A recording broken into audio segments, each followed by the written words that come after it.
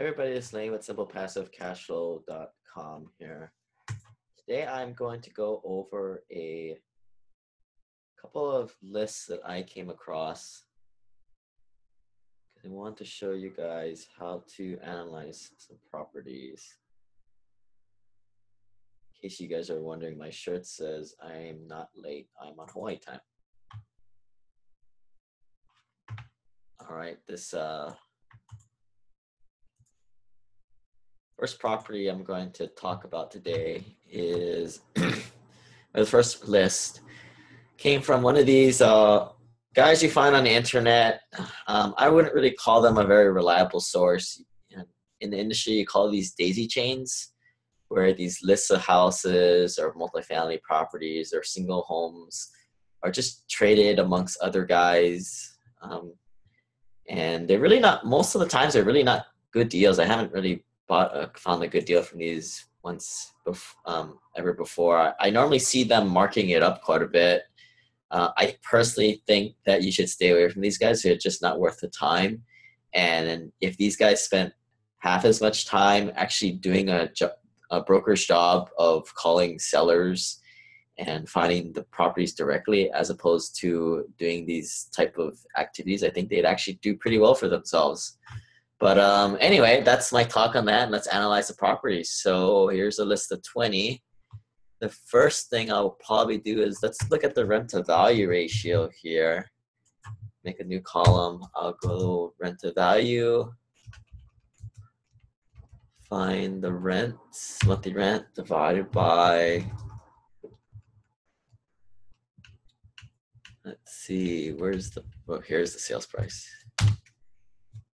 So I'll make it nice for you guys. I'll turn it to percent, add a few decimal points, copy this down the spreadsheet.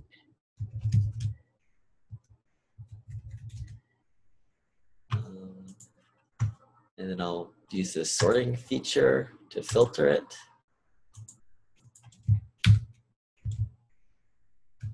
And then I'll sort it by rent to value, smallest to largest. As you see here, this there's a summing line, so this looks like the average of the bunch.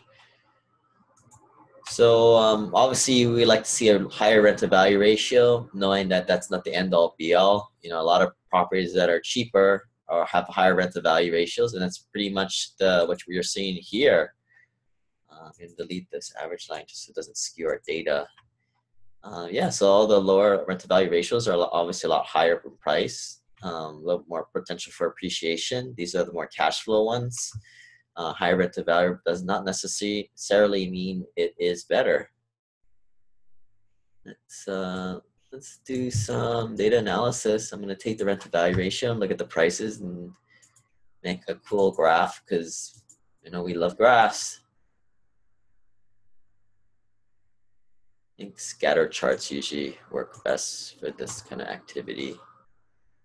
I guess you can kind of see what's happening here as the rent to value ratios go up and the prices are cheaper, so you can kind of see a trend line. And this is what I would recommend to all of you guys at home who are starting to analyze properties, is to start to build a list like this, and you can build your own scatter chart. I mean, 2 points is better than 1.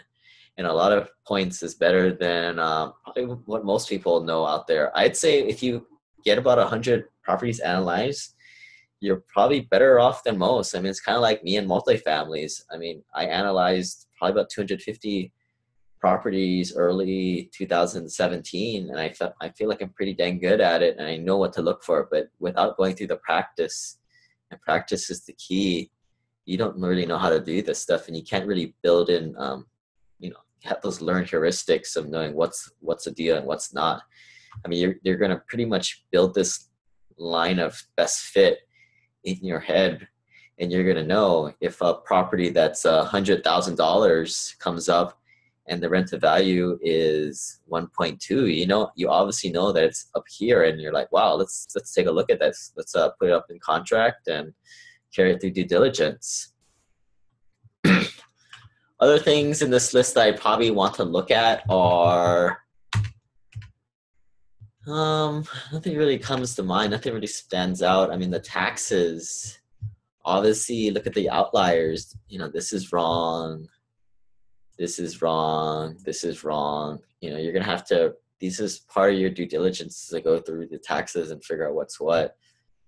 As you can see, what's that graph? Insurance and the sales price. Sales price and insurance usually are correlated because the price of the home is obviously what the amount of coverage you're going to have on the property. See how that graph looks.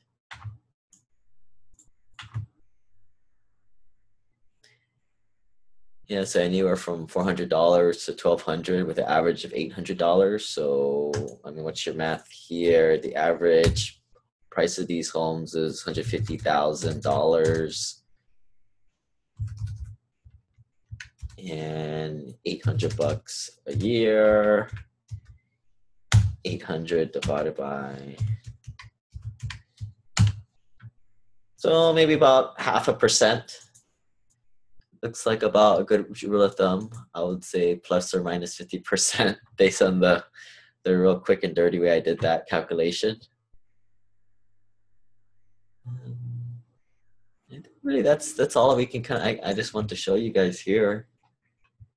I got another spreadsheet here. This has a little bit more properties on it.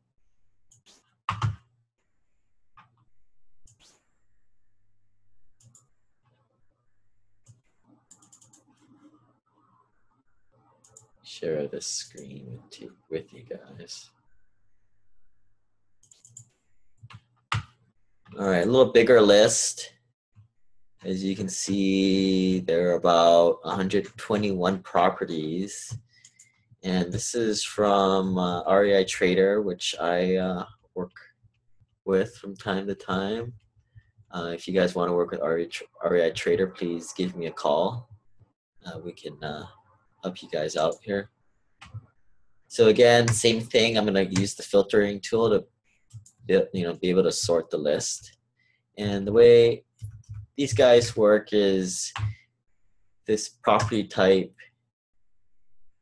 They've got listed out in wholesale, turnkey, homes. So we want to look for turnkey only. So I'm going to deselect wholesale, just so we're looking at turnkeys. And now we're looking at around about 120 properties or so. Again, what I always do is let's look at rent to value ratio. It seems to be the quickest way to analyze the property. So that's the rent, monthly rent, not annual rent, but monthly rent divided by the list price. I'll clean this up. I always like to have a couple of decimal points of significant figures there. If not, they're all going to be 1%. So I created that column. I'm going to sort this from smallest to biggest. And just so we see here, the rent to values range from everything from 2% all the way to 0.84. And just a little spot checking here, you can see that, yeah, once again, all these properties from 2% all the way to, even 1.1. I mean, look at them. They're all those quintessential $60,000, $50,000 property. Your more Class D, Class C properties.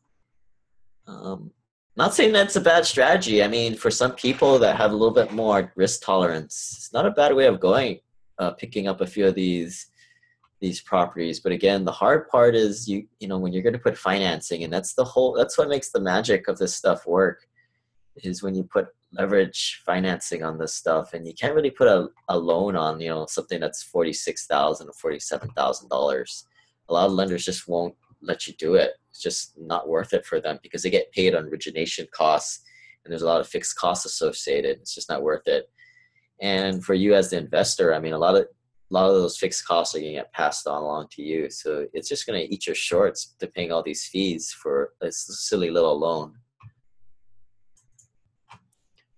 But what I'm gonna do is I'm going to sort the estimated monthly rents, because one of my criteria that I like to look at is properties that are renting for at least 850. So all these properties are renting for under 800. I'm just gonna go ahead and delete them from the list, just to clean things up a little bit, because right now after I do that, I'm still looking at about 26 properties. What I'm trying to do is I'm trying to find that sweet spot, that $80,000 to $110,000 of purchase price, and that's right around that 1% rent to value ratio. And that should pretty much put me in the C plus to B rentals. Those blue collar, optimal cash flow and optimal amount of headaches, which are with little better quality tenants. So we got rid of all those lower priced rentals with the headachy tenants, and I'm gonna go back to the rent to value ratio and sort that. And what I'm gonna do is I'm gonna look through the list, and I'm going to start from the bottom up, and I'm gonna try and find some of the outliers that I like, that have the monthly rents sort of pop out at me and seeing that, hey, these are some of the better looking ones to me. So here's one I see, $900. Here's a multifamily. The rent to value looks pretty good, and there's some nuances at with multifamily that maybe I'm not going to talk about today. You guys can give me a call on that later if you guys have a specific property in mind, and we can talk about that. But here's a lot of them that do fetch a higher amount of rent, and don't look too bad to me. Here are a couple I really like. I have a property in Helena, Alabama, which is just on the outskirts of Birmingham, and it's a nice, probably A- area. This one in particular is going for $145, and the monthly rent is a little under $1,400. Here's $135,000 and rents for $1,300. I personally like those kinds of numbers. I like to see those in my portfolio, so I'll kind of bold those and just kind of see where things fall in terms of rent to value. And let's try a different graph this time. Let's go list price and monthly rent. Let's see how this graph looks.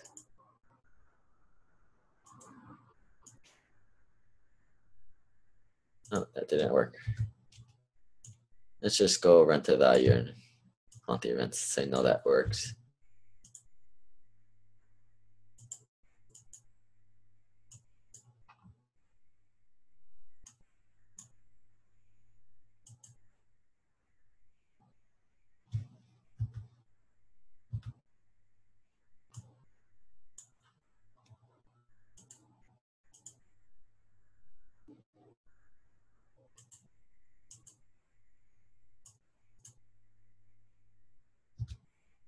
It's just doesn't seem like it's gonna work for me today.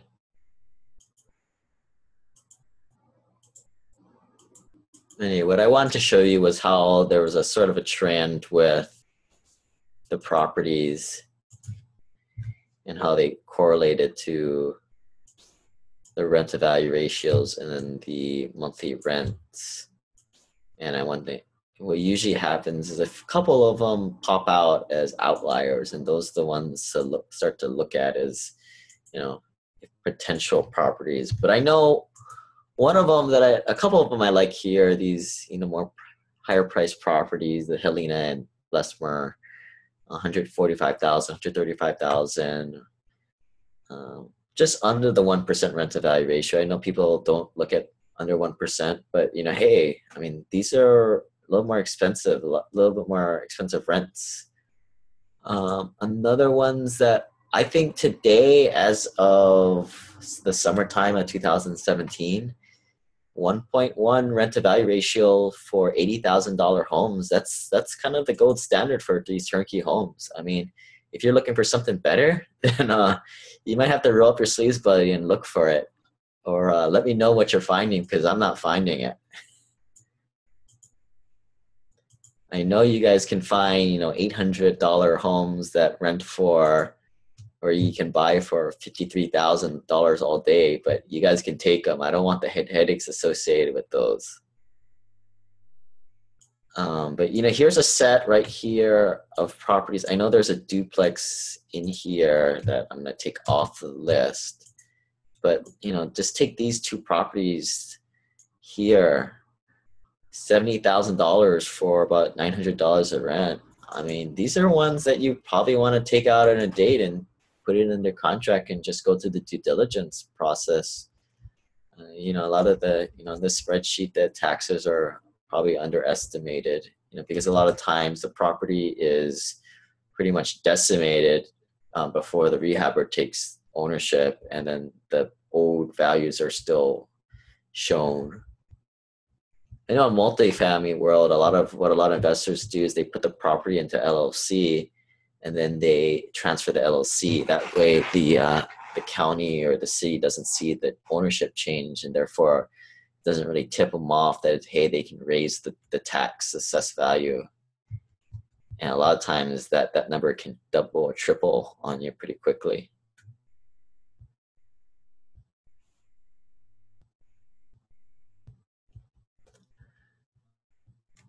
Section 8, yes and no. I personally like Section 8.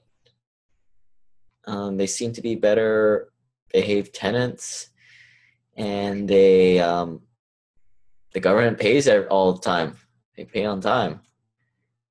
It always seems like it's very difficult for, if someone has a partial pay, like they have $800 of the government paying and $25 of self-pay, it seems like that $25 really never comes in. So I'm a fan of Section 8. The only caveat there is that you need to keep the property up in order. The baseboards need to be in spec, and these small things that your property management should be taking care of. But these small nuances that you have to be in compliance. So I think if you're using professional property management, you should be fine there. But that's about it. One thing, I like to see the 4 bedrooms as opposed to the 3-2, if all things being equal. But most times the price reflects that. But for rentals, the bedrooms are a big factor in terms of how much rent that you can get out of the properties. So I guess with this list, we started with 150 properties. I brought it down to 100, and then brought it down to these last 20 or so. And there's a few on the list, and that's kind of how I go through a normal dwindling down the options. If you guys need any help with this, let me know. Lane at simplepassivecashflow.com. I'm doing mentoring services. You guys can go on the website and check out the Google Drive for more information on that. But again, if you guys have any questions, Lane at simplepassivecashflow.com. All right, thanks. Bye.